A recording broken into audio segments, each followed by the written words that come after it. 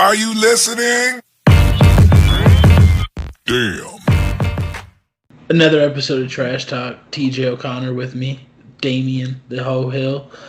Uh, Trash Talk is brought to you, as always, by our sponsors Valhalla Combat Sports Incorporated, Ink Shrinks Tattoo, Origin Wellness CBD, Spartan Martial Arts, James Clark Sports Psychology and Hypnosis Therapy, The Fighters, my mom, and Damien. How you doing, brother? A lot better than you. That's true. So, That's true. I fucked up once or twice already because I made myself laugh, and that's never a good thing to do. But what I want to talk about here tonight was something that kind of popped into my head. It was at these last fights where it kind of triggered, and then kind of popped into my head when we were just talking about stuff to talk about was just kind of the inconsistency and the differences in the rules between the amateurs and the professionals, and how that's not made known to like the fans most of the time. Like diehard fans, fighters, they know the rules, but I mean it changes from state to state. I mean sometimes from commission to non-commission the rules change, and it's just one of those crazy things, and I figure that's something we can kind of talk about and just elaborate more for people that might not know. yeah, I mean, I guess the one that most people know, the coaches and fighters themselves anyway, the big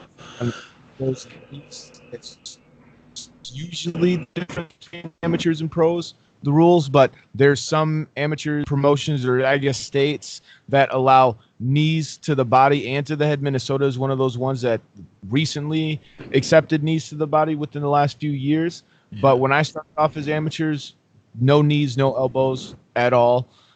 I guess that's the biggest one, but there's some states that the rule changes literally where you can only throw knees to the body when you're on the ground as an amateur, but you can't throw them standing or things like that. And it's just like, I don't know, like the little rule changes are kind of, I don't know. I wish there was a unified rule or unified rules for the amateurs as well. That way everybody followed the same ones. You don't have to like play the guessing game or be the cornerman in the corner watching your fighter get elbowed or kneed, and I'm yelling up like that's illegal. Oh no, it's not in this state though. Yeah, I mean, and obviously, you have to figure those things out. And hell, not even the unified rules for the pros are unified. There's the new rules and then the old rules still.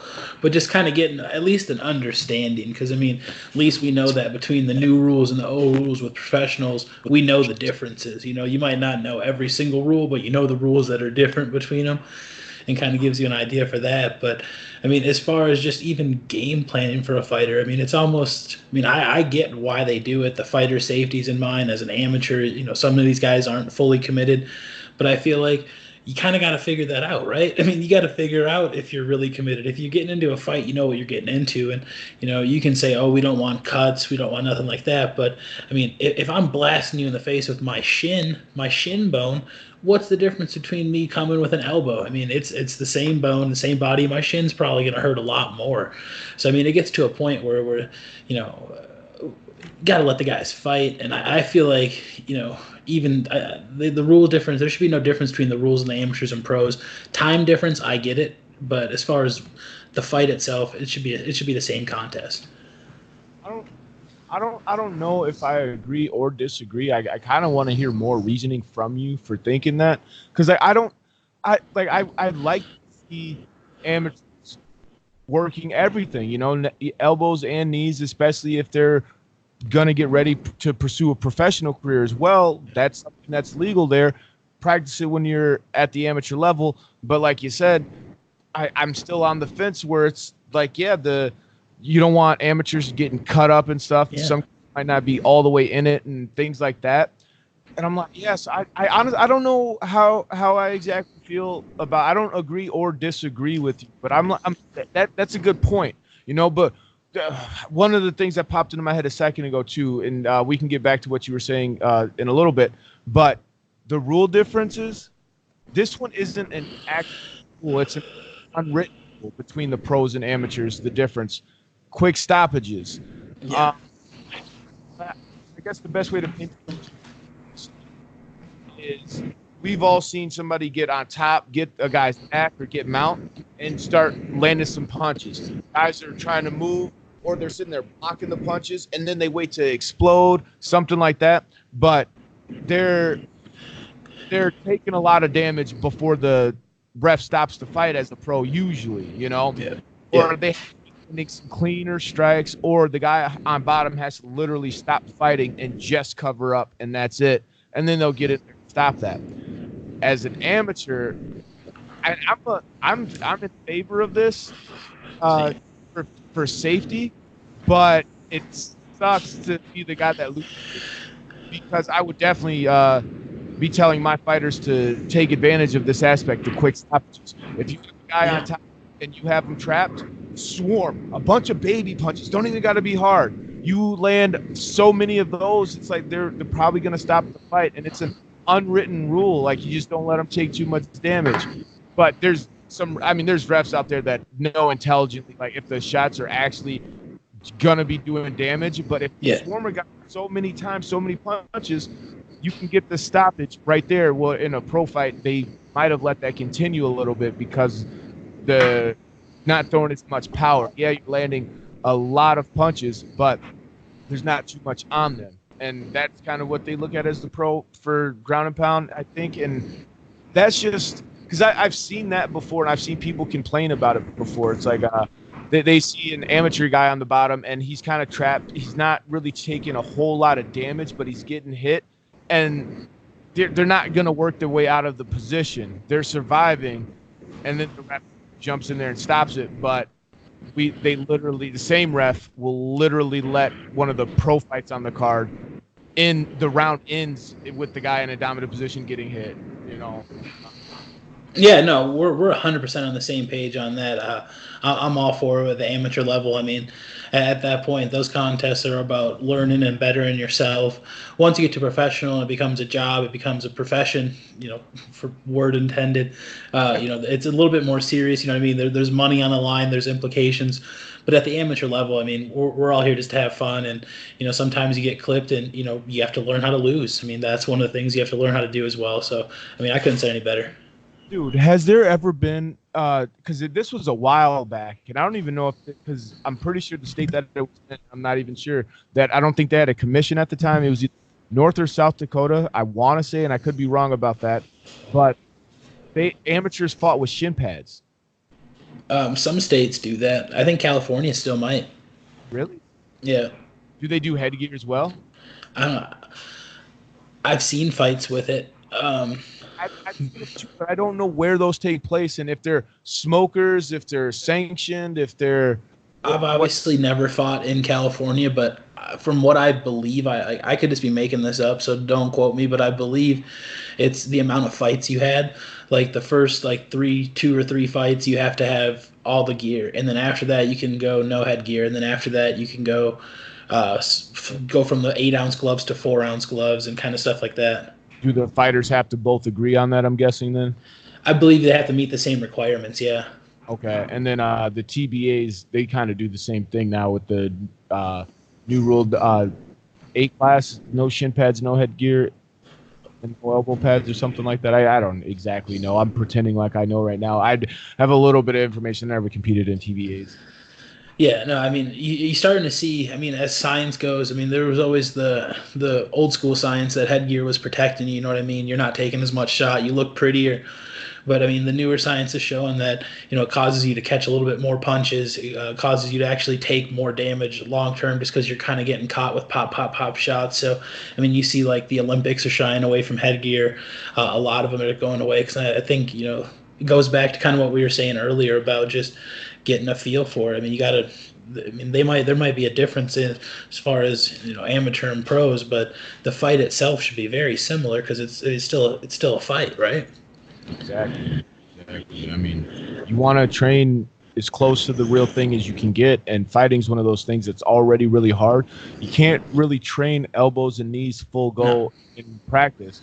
And I think you brought this up off camera, and that's why it would be beneficial for the guys to start throwing elbows and knees as an amateur, and the time difference be the only thing that separates the amateurs and pros, because that's where you're going to get the live experience. And we've talked about it plenty of times, the amount of experience that you can get as an amateur and how you should be trying to get it as an amateur, especially if you're thinking about going pro. You don't want anything to be new to you in a fight under the lights, under the pressure, when it's real, and the record's going to be there forever. Granted,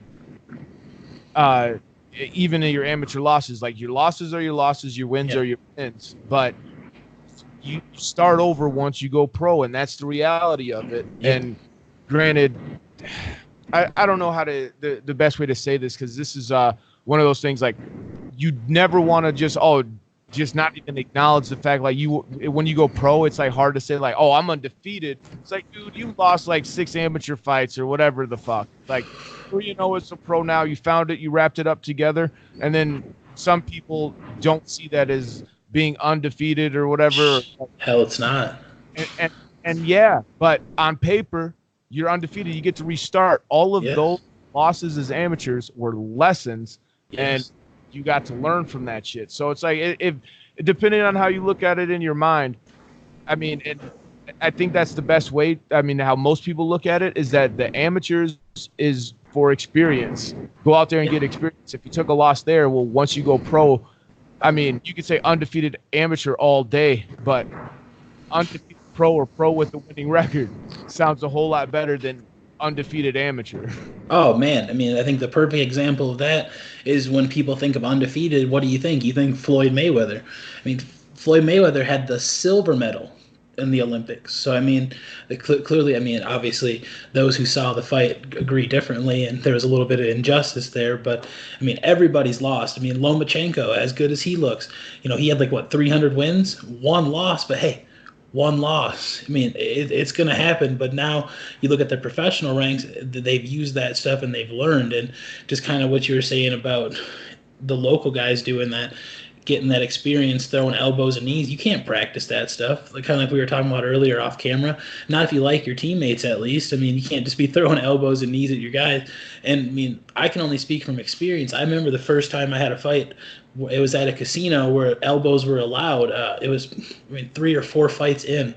So I've already done this. You know, I felt like I knew what I was going on, and I get pushed against the cage, and it's almost funny as an afterthought. But I remember the thought popping in my head, oh, you can throw an elbow now. And I had to remind myself for that. And that's the opposite of what you want to happen. I mean, the point of training in a fight is to react, to move, to be able to see things, to not think about things. Thinking about things is what gets you hurt in the game. So being able to practice those things and elevate them to the point of becoming second nature, especially when you can't practice them, I think as much as you can work it as possible is best case scenario.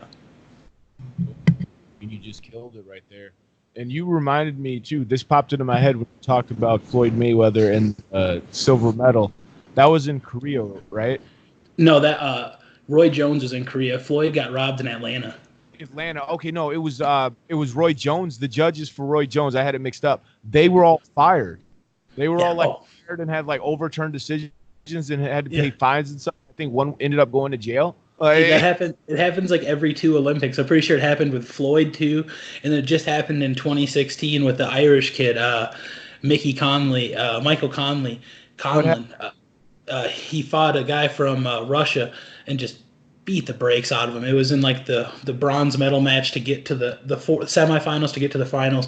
Won the fight 4 rounds to 1, and then the judges, all 5 of them, scored it 5 rounds to none for the Russian kid. And then it turns out the whole Russian boxing commission, like, this was in 2016, the whole Russian boxing commission was like half crooked. It turned into a huge thing, and there's pictures of him like in the ring, because, you know, he knew he won, the crowd knew he won. I mean, they're in Brazil, the crowd's just like, it's an Irish kid versus a Russian. The Brazilian crowd didn't give a shit, but they're like, boo, you know, they're like, what the hell, this guy got robbed. And there's pictures of him sitting there just flicking off all the judges, just like, fuck you guys.